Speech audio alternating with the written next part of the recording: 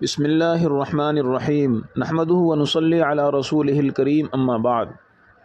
ایمان پر خاتمہ ہر مسلمان کے لیے سب سے زیادہ فکر مندی کی چیز ہے، اور ہونا بھی چاہیے، اس لیے کہ آخرت کی تمام منزلیں اور ٹھکانے اور سارے مراحل اسی پر موقوف ہیں۔ اللہ کے نبی صلی اللہ علیہ وسلم نے ایمان پر خاتمے کا ایک بہت آسان عمل بتایا ہے، جو صحیح حدیثوں میں بخاری شریف، مسلم شریف اور دوسری حدیث کی کتابوں میں موجود ہے۔ اس لیے وہ عمل ہمیں یقین کے ساتھ کرنا چاہیے اور امید رکھنا چاہیے کہ انشاءاللہ اس عمل کی برکت سے ہمارا خاتمہ ایمان پر ہوگا۔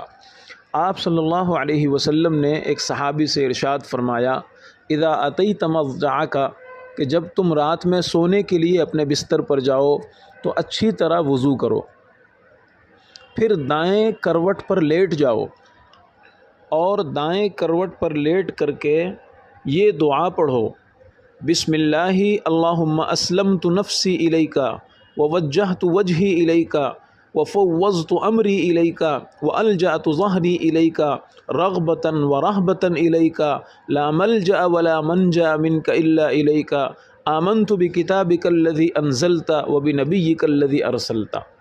یہ دعا پڑھ کر کے پھر کسی سے بلا ضرورت بات مت کرو اور سو جاؤ۔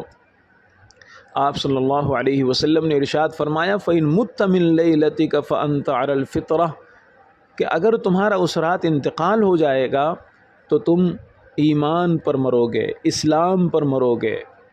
اور دوسری حدیثوں میں مسلم شریف کے اندر یہ بھی اضافہ ہے، وَإِنْ أَصْبَحْتَ، اگر تمہارا انتقال نہیں ہوا، تمہیں صبح نصیب ہو گئی، اصبت اجراً، تو بہت بڑا ثواب پاؤ گے۔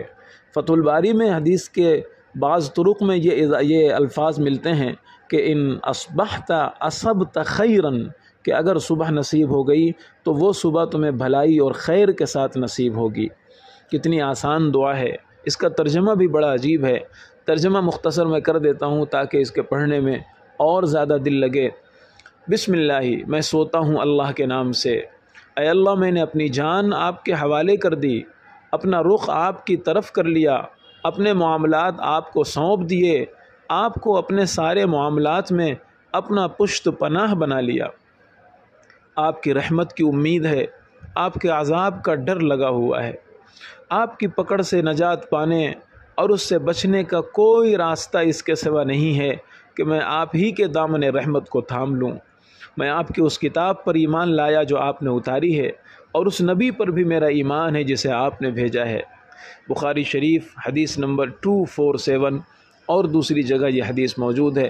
بہت آسان عمل ہے، پڑھنا چاہیے، یاد کر لینا چاہیے۔